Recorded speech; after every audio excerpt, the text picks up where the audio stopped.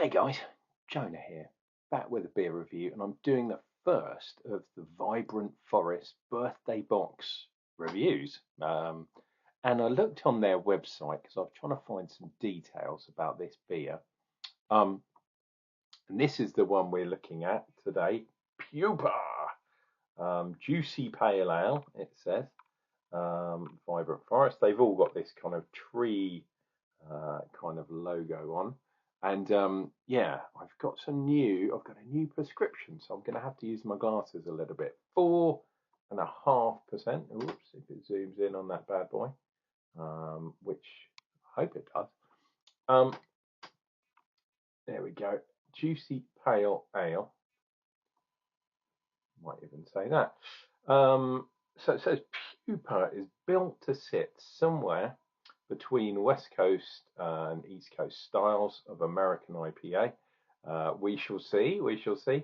Both aroma and flavour swell with a deep hit of citrus, tropical fruits, bit of oats in there, which it says creates a smooth mouthfeel, and fruity yeast strain leads to stone fruit. That's interesting.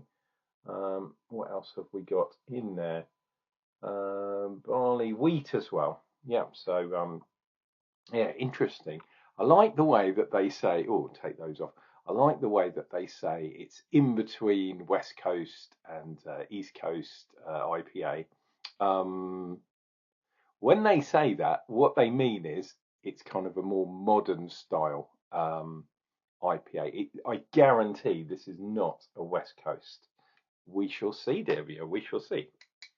But yeah, I was on their website and they said, if you've never tried one of our beers before, try this one first. So I believe that I have tried this before, although I haven't done a video on it. And yeah, I think I scored it quite highly. I will have a look. Untapped is open. So, ooh, wow, quite a full can, which is cool. Got the old thingy, and I've cleaned them as well, which is cool. That's one thing to do on your birthday, is do a deep clean on your glassware, of course, because the hired help do not do that kind of thing. Yeah, they don't even consider such matters. Don't know what that's all about. Vibrant Forest, something like that. And a cheeky face for you guys. I'm pretty sure, let me just double check. Yeah, so stone fruit usually comes from the hops used, not necessarily the interaction between the hops and yeast, although that is a big thing with thiols and all that kind of jazz. So let me see. I believe I scored this one. I had it over in the berry, which no longer is there, unfortunately. But yeah, I scored it 4 out of 5, so 8 out of 10 you could go. Fantastic. And as you can see, no doubt because of the wheat and oats in there, that is hazy as a mofo. So East Coast so far. West Coast suggests that yeah, there's some real heavy bitterness in there, which we shall see. But it doesn't have an IBU statement on the can, and it doesn't say anything about it on Untapped. And it's kind of, I was having a discussion about this before, but West Coast for me, you have to have a little bit of kind of sweet malt, and in my head, that's crystal malt from back in the days. So we shall see. I suspect this is a very modern, yeah, modern kind of more East Coast hazy IPA. That makes sense.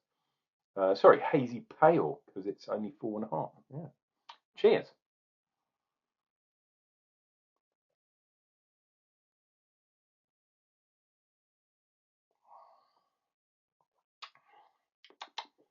Oh, really creamy.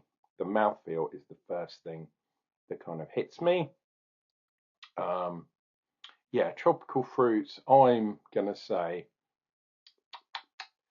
that this is probably Citra Mosaic, something like that, with maybe a touch of Simcoe perhaps in there as well, to get that juiciness coming through. It's really light on the hops, which is weird. Um, yeah, I was expecting more of a punch, but it's a pale ale. I made the mistake of saying IPA, but anytime I think West Coast or East Coast, they're usually talking about IPAs, but this is a pale ale in this instance. Um, there is some sweetness there, some residual sweetness, but it doesn't taste to me. I can't really pick out the malt character, so yeah, for me, this is not really a West Coast style beer in my book. Sorry, Vibrant Forest, but yeah, quite nice, fresh citrus. That's what I'm thinking.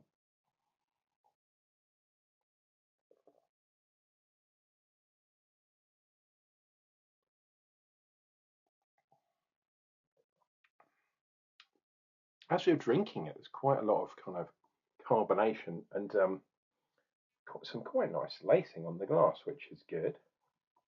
I always kind of like that. But it looks like a bit like a hat. Well, it did on that side, kind of a hat or an alien's kind of spaceship. Um, and it says something on here. I was reading this on Untapped, in the general Untapped page about this beer. It says this is part of our symbiosis series. Um, yeah, and combinations of hops um, that work well together. Initially, I was thinking symbiosis is that kind of East Coast, West Coast. Maybe that's what they were trying to, yeah, trying to get across. But no, apparently it's the hops used. Um, but as soon as you say something like that, they don't actually mention the hops on their website, on Untapped, or on the can itself. Um, yeah, I was kind of diving into their website, hoping it would give kind of a rough idea of kind of what was there, but it was very vague. Um, so they're kind of one of these breweries that likes to keep things kind of to their chests, kind of secret. Um, but yeah, the thiol interaction, which is essentially mainly the hops and the yeast interaction, but it can be, oh, pardon me, it can be the precursors from um, the malt as well, because obviously the malt creates the sugars, and then the yeast obviously gets involved with that too. But when people talk about yeah interactions with yeasts, especially affecting flavour, yeah, they're usually talking about the hop interactions that are going on. It's leaving me with this nice kind of citrus, but in a kind of lemon and lime way. Um, so kind of tropical fruits up front, but then the kind of the aftertaste is lingering with a kind of not exactly a zestiness, but it's that kind of thing, the suggestion of kind of yeah lighter lemon and lime as opposed to kind of pineapple or a juicy. It's supposed to be a juicy beer, so like something like pineapple, which I'm not really getting. Neither am I getting any stone fruits from this, which is yeah, which is interesting too.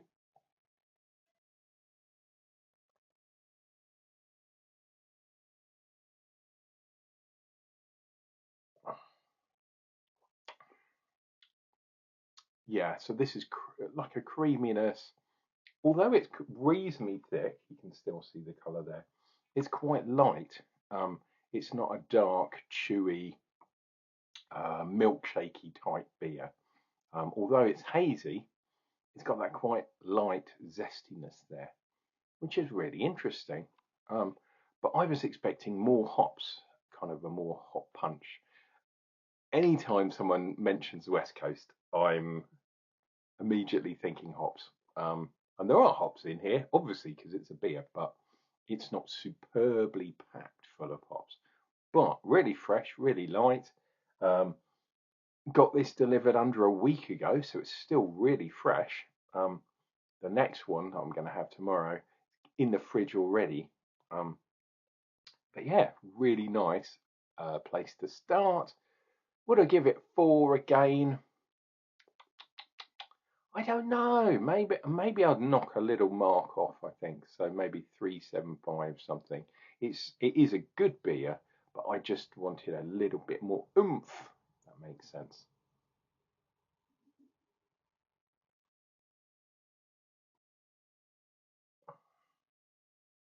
There we go. That is my first birthday box beer downed. I do like the kind of, that's where we started up there. Thick line, thick line, thick line. 4 drafts, and the pint is done. What have we got on Foam Watch? I mean, we've got a few of those kind of psychedelic creatures kind of rearing up. That almost looks like a kind of cat there. You know, cats before they're kind of, actually, it could be a cat in mid jump to climb up a tree, or if one of these things up here is a bird or something, that might explain it too. Yeah. Thanks once again, Mark and Angie, for giving me these box of beers for my birthday. So thank you very much.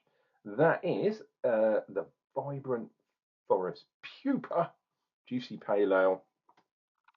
Like I say, needed some more oomph in my opinion. Maybe, I think last time I tried it on, I think it was Key Keg. It was either, yeah, if it was in the berry, it would have been on Key Keg as opposed to a cask. And I think, I mean, this was a year or two ago. I think it did have a bit more kind of chewiness in there. So maybe the canning of this beer kind of potentially left it down a little bit, but hey, never mind. Anyway, there's plenty more of those beers to come over the next few days. I will be doing some uploads. Yeah, I'm trying to get back into doing some more beer reviews because I've kind of been a bit meager of late, but yeah, a bit stressed out due to my work situation and that kind of stuff. But that seems to be going over into new territory, so I've got a bit more time to do some videos in the evenings. Anyway, you don't want to know about that. All you want to know is that I'll be back, and I'll be back with another beer review coming up real soon.